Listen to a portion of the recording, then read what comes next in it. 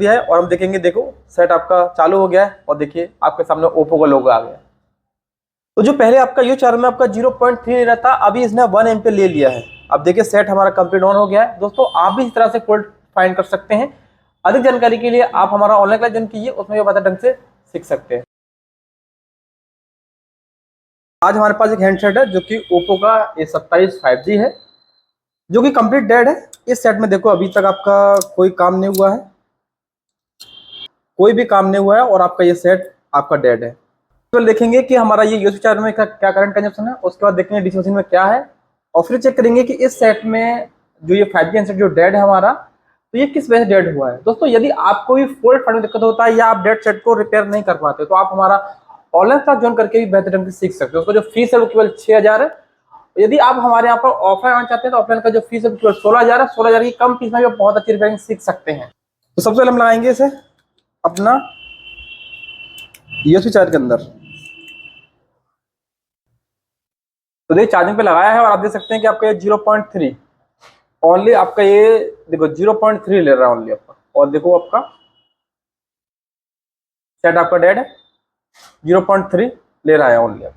जैसे हमारा Samsung A14 होता है, वो भी आपका डेड होने पर 0.3 लेता है। उस केस के अंदर क्या होता है कि हम लोग सीपीयू रिवॉल्व करने से प्रॉब्लम आपका सॉल्व हो जाता है, क्योंकि ये 0.3 जितना भी लेता है वो सभी आपके सीपीयू रिवॉल्व करने से प्रॉब्लम आपकी सॉल्व हो जाती है। ये आपका यूज चार्ज का एक रीडिंग है, पर ये आपका ये जो मॉडल है वो 5G है, ठीक है। तो वो भी 5G होता है। एक बार देखते हैं कि सेट में प्रॉब्लम क्या निकलता है। पर ये आपका इस हिसाब से हमारे फोन में सीपीयू का फॉल्ट हो सकता है। दोस्तों हमने इसका देखो बोर्ड निकाल लिया है, ठीक है। आप देख सकते हैं कि आपका बोर्ड तो एकदम फ्रेश है, बट इसका क्या है कि इसका बोर्नियो के अंदर स्कीमेटिक डायग्राम नहीं है। जो कि आपका ओप्पो का A27 है, इसका बोर्नियो स्कीमेटिक डायग्राम नहीं है। तो देखिए जिसका डायग्राम नहीं होता है तो उन सेट को हम कैसे रिपेयर करते हैं। देखो किसी भी वीडियो को आपको एंड तक देखना चाहिए, जिससे आपको समझ में आए कि किसी फॉल्ट को रिपेयर कैसे करते हैं। बाकी आप वीडियो आधा देखते हैं फिर आप समझ नहीं पाते कि कैसे फॉल्ट को रिपेयर किया। तो यहाँ पर जिसका डायग्राम नहीं है आज हम बताएंगे, जिसका डायग्राम नहीं है तो आपको उस फॉल्ट को रिपेयर कैसे करना है, ठीक है। वीडियो को एंड तक देखना। अगर वीडियो अच्छा लगता है तो चैनल सब्सक्राइब कर लेना, वीडियो को लाइक, ठीक। ऐसी वीडियो आपके लिए आती रहेंगी अगर आपके लाइक सब्सक्राइब मिलते रहेंगे तो देखते हैं। देखिए बोर्ड एकदम फ्रेश है। तो चलो हम चेक करेंगे अपना अपना जो हमारा मीटर है उसे चेक करते हैं, ठीक है। तो देख मीटर के लिए आप दो प्रॉप होती है, रेड प्रॉप ग्राउंड करेंगे और ब्लैक से चेक करेंगे। तो देखिए यहाँ पर हमने चेक किया है और देखो देख सकते हैं आपका यहाँ पर जो ये देखो यहाँ पर जो रीडिंग है वो ओके आ रहा है। एक बार मीटर की प्रॉप चेंज करते हैं और देखते हैं कि चेंज करने पर क्या रीडिंग है। देखिए चेंज करने पर नो रीडिंग, इसका मतलब है कि हमारा बी बेड की लाइन में कोई भी समस्या नहीं है। तो हम एक बार लगाएंगे डीसी सप्लाई पर। आप देख सकते हैं डीसी सप्लाई के अंदर इसने ऑटोमेटिक कुछ करंट लिया जो कि 300-400 मिली करंट है। इसका मतलब है कि फोन के अंदर कहीं ना कहीं शॉर्टिंग है या पावर की हमारा शॉर्ट हो गया है, इसीलिए ऑटोमेटिक इस तरह से करंट ले रहा है। तो देखिए यहाँ पर हमारा पावर सेक्शन है, क्योंकि इस फोन का डायग्राम नहीं है, और यहाँ पर हमारा नेटवर्क सेक्शन है, और इसके जस्ट पीछे देख सकते हैं कि सीपीयू, एमएमसी और इसके अंदर रैम अलग से लगा हुआ है। सबसे पहले हम लोग चेक करेंगे बीपिच पावर लाइन का रीडिंग, जिसे मीडियाटेक में हम वी सिस्टम के नाम से जानते हैं। तो देखिए यहाँ पर इसका सील्ड ओपन करते हैं, यहाँ पर शायद इसका चार्जिंग आईसी हो सकता है, क्योंकि इसके जस्ट ऊपर ये पूरा ही पावर सेक्शन है। तो हम यहाँ से जाली को कटिंग कर लेते हैं। देखिए यहाँ पर जाली कटिंग करने के लिए आप ब्लेड का यूज करें, क्योंकि आपने देखा कि इस फोन ने आपका यूएसबी चार्ज में 0.3 लिया है, जबकि बी बेट लाइन का रीडिंग हम चेक कर चुके हैं। उसका जो रीडिंग है वो 500 प्लस है, और मीटर का प्रॉप चेंज करने पर भी रीडिंग ठीक है। पर डीसी और सप्लाई लगाने पर इसने इस तरह का करंट लिया है जिससे 400 500 मिली एम्पियर करंट लिया आपने। इसका मतलब है कि ऑटोमेटिक लिया, इसका मतलब है कि इसके अंदर शॉर्टिंग तो है। तो हमको इस तरह से शॉर्टिंग के केस जब हमको लगता है तो हमको स्टेप बाय स्टेप आगे बढ़ना पड़ता है, जैसे हमारा विविध पावर, बीओवी वोल्टेज, बक, एलडीओ, इस तरह से। देखिए यहाँ पर हमारा बीवेट का रीडिंग लेते हैं, रीडिंग क्लियर है आपका। तो इसके बाद हम चेक करेंगे अपना विविध पावर, जो कि यहाँ पर एक लगा हुआ सब पावर आईसी, इसके बगल में लगा हुआ आपका एमोलेड डिस्प्ले है। तो 3 कॉइल वाला यहाँ पर एक कॉन्सेप्ट बनाया गया जो कि एमोलेड डिस्प्ले का। देख सकते हैं यहाँ पर जो हमारा विविध पावर है उसका देखो रीडिंग 400 प्लस आ रहा है, मतलब कि यहाँ पर रीडिंग क्लियर है, ठीक है। तो इसके बाद हमको पावर आईसी का भी सेक्शन को खोलना होगा, क्योंकि इसका डायग्राम तो है नहीं, क्योंकि यहाँ पर डीसी सप्लाई ने ऑटो करंट लिया है जो कि 400 500 मिली एम्पियर करंट है। तो इसका मतलब है कि कहीं ना कहीं शॉर्टिंग तो है हमारे फोन के अंदर, पर इसने यूएसबी चार्जर में जो रीडिंग लिया है उससे हमको ऐसा लगता है कि कहीं ना कहीं इस फोन के अंदर सीपीयू का समस्या हो सकता है। कस्टमर का कहना है कि ये सेट आपका ड्रॉप डाउन है, तो हम एक बार देख लेते हैं पावर आईसी को, इस शील्ड को उठाकर।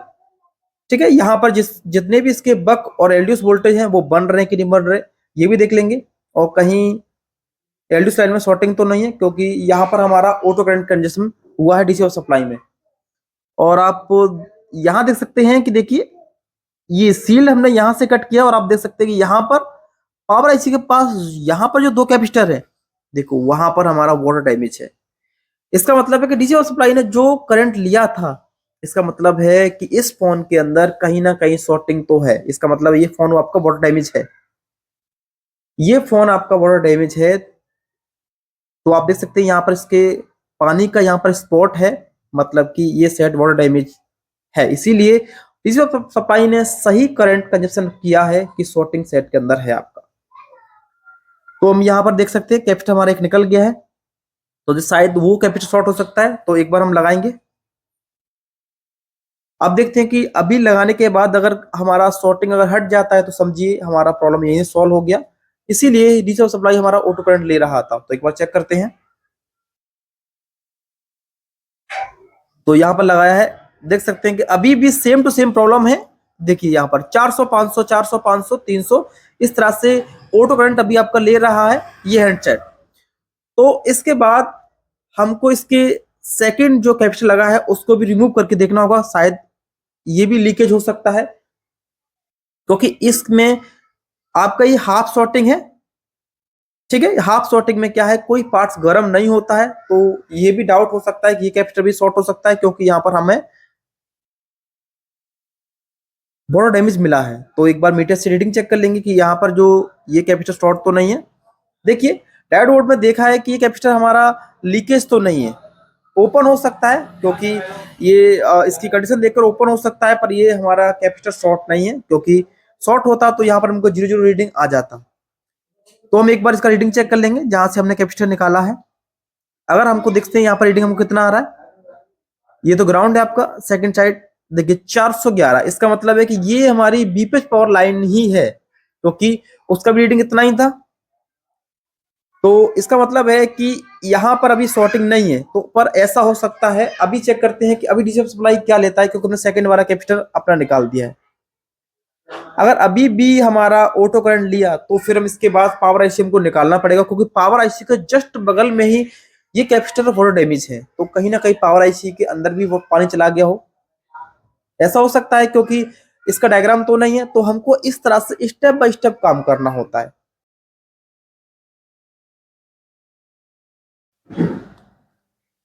दोस्तों जैसे आपने देखा इस फोन का डायग्राम नहीं है। अब हमने इसका बीच लाइन का रीडिंग चेक किया, रीडिंग ओके है, पर इसके पावर आईसी के पास दो कैपेसिटर हैं, दोनों आपके गले हुए निकले हैं, तो हमने दोनों निकाल दिए हैं।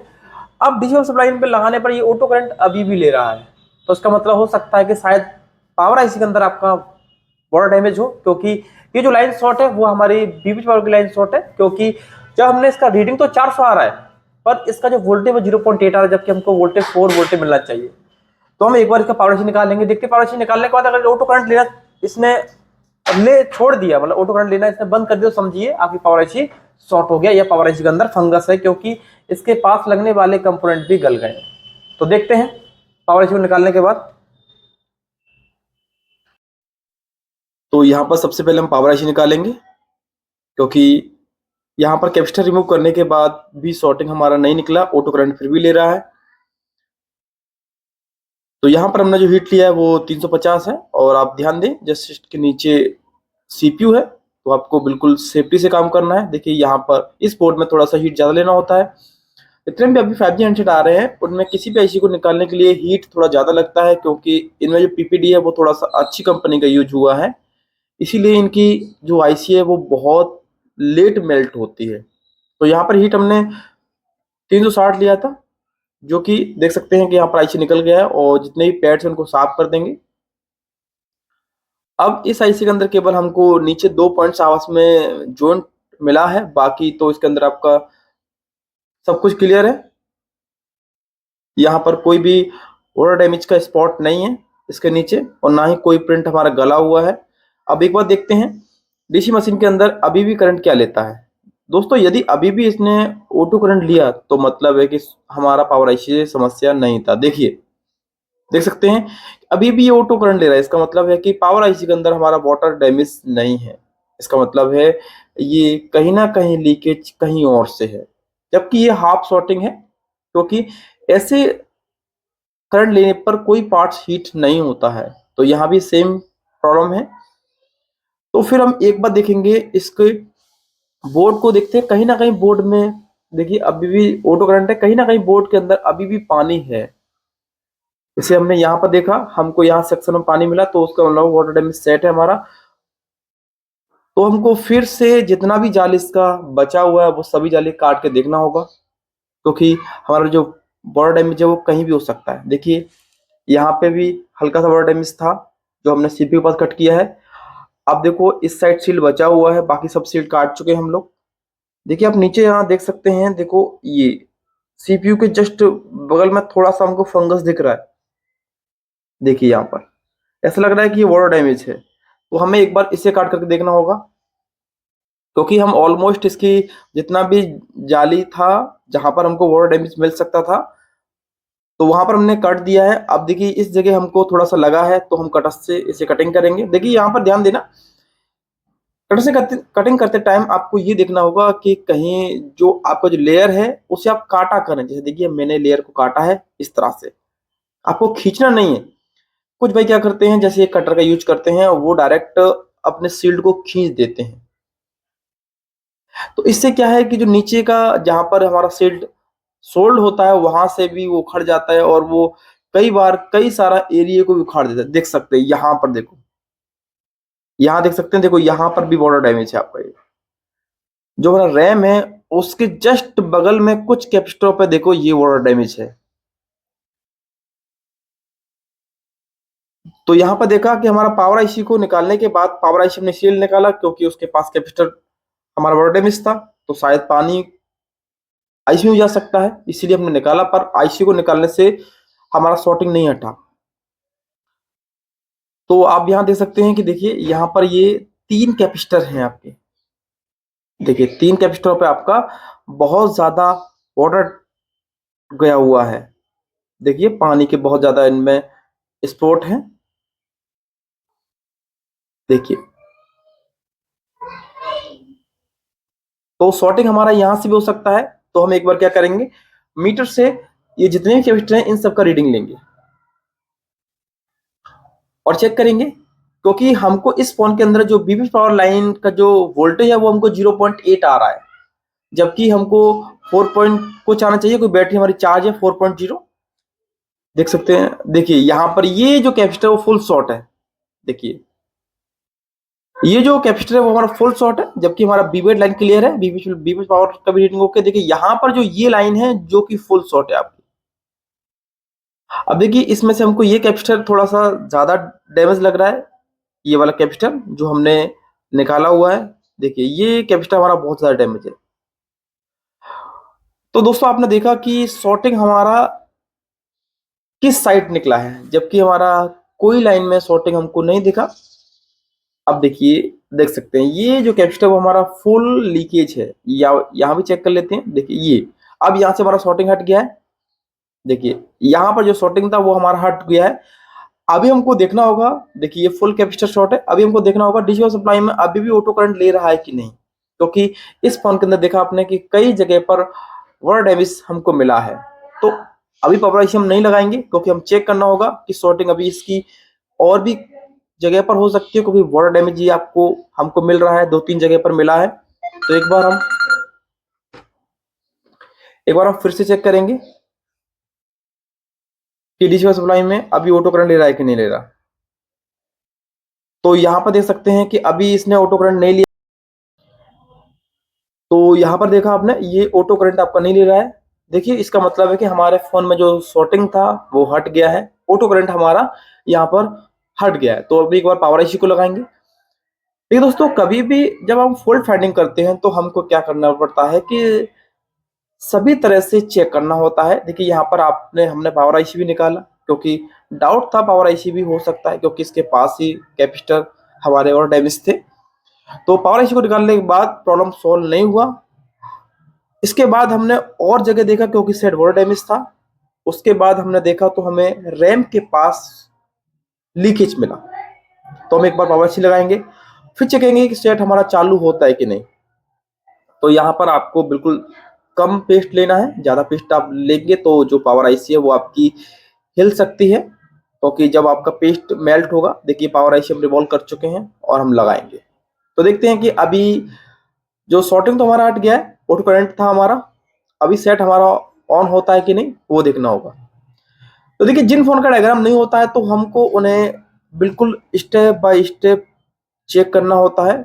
यहाँ पर यूएसबी चार्जर के अंदर 0.3 ले रहा था, जबकि डीसी पावर सप्लाई से देखा तो इसने आपका ऑटो करंट लिया। और हमने जैसे हम लोग शॉर्टिंग चेक करते हैं उस हिसाब से शॉर्टिंग चेक किया हमने। बीवेट लाइन का रीडिंग क्लियर था और बीपी पावर का लाइन भी क्लियर था। और हम एक बार आईसी लगा देते हैं। आईसी लगाने के बाद चेक करेंगे कि अभी हमारा सेट ऑन होता है कि नहीं। देखिए, जब तक आईसी से आपके चारों साइड से पेस्ट बाहर नहीं निकले तब तक आपको नहीं समझना है कि आईसी लगी करने के। देखिए यहाँ पर हमारा पेस्ट निकल गया है। हल्का सा हिलाएंगे आईसी, आईसी अपनी जगह पर बैठ गया है, मतलब कि आईसी पर लग गया। देखिए आईसी लग गया। थोड़ा बहुत ठंडा होने देंगे और चेक करेंगे कि सेट हमारा चालू होता है कि नहीं, जबकि शॉर्टिंग हमारा अभी यहाँ पर नहीं है। तो अब जब पहले हमको यहाँ पर बीच पावर लाइन पर जब हमको पहले 0.8 वोल्ट मिल रहा था, अभी देखते हैं कि शॉर्टिंग हटने के बाद अब वोल्टेज हमारा बड़ा है कि नहीं। तो यहाँ पर थोड़ा बोर्ड ठंडा होने देते हैं। देखिए पावर आईसी लगा लिया हमने, और एक बार हम ये भी चेक कर लेंगे कि अभी वोल्टेज हमारा कितना है। ठीक है, देखिए यहाँ पर लगाया ओनली बैटरी हमने। अब देखते हैं कि जो पहले हमको यहाँ पर जो बीबी पावर लाइन का रीडिंग तो ओके था, पर वोल्टेज वहां पर हमको कम मिल रहा था, जैसे 0.8 वोल्टेज हमको मिल रहा था, जो कि एक लीकेज का संकेत है। आप देख सकते हैं कि यहाँ पर जो वोल्टेज है वो पूरा आ गया है 4.3। यहाँ पर आपका वोल्टेज क्लियर है, मतलब कि किसी वजह से इस लाइन में माइनस शॉर्टिंग था। दोस्तों, जो आपने देखा कि जो यहाँ पर जो हमको पहले वोल्टेज आ रहा था 0.8, अब आप देख सकते हैं कि यहाँ पर हमको 4 वोल्टेज आ गया, जितना बैटरी हमारा चार्ज था, जो कि हमारा एक बीपीएस पावर का लाइन था ये, जिस पर हमें रीडिंग तो क्या रहा था, रीडिंग आपको 400 प्लस मिल रहा था, रीडिंग तो ओके। पर वोल्टेज जब हमने चाय लगा कर चेक किया या बैटरी चेक किया तो हमको 0.8 ओनली मिल रहा था, 0.8। इसका मतलब है कि इस लाइन में लीकेज था, इस लाइन में लीकेज था। ठीक है, और आपने देखा कि पावर आईसी के पास भी ये कैपेसिटर आपके शॉर्ट निकला।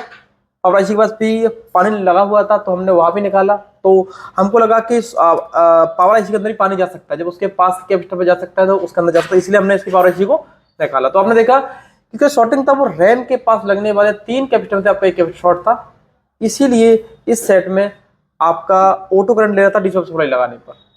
तो यहाँ पर देखा अभी इसका वोल्टेज आ गया है। सेट को चालू करते हैं और हम चेक करेंगे। देखिए लगाते हैं चार्जर। अब देखिए अभी इसने आपका 0.3 इसमें चाय लगा दिया है। ठीक है, इसने आपका ऑटो करंट लेना बंद कर दिया है और हम देखेंगे, देखो सेट आपका चालू हो गया है और देखिए आपके सामने ओप्पो का लोगो आ गया।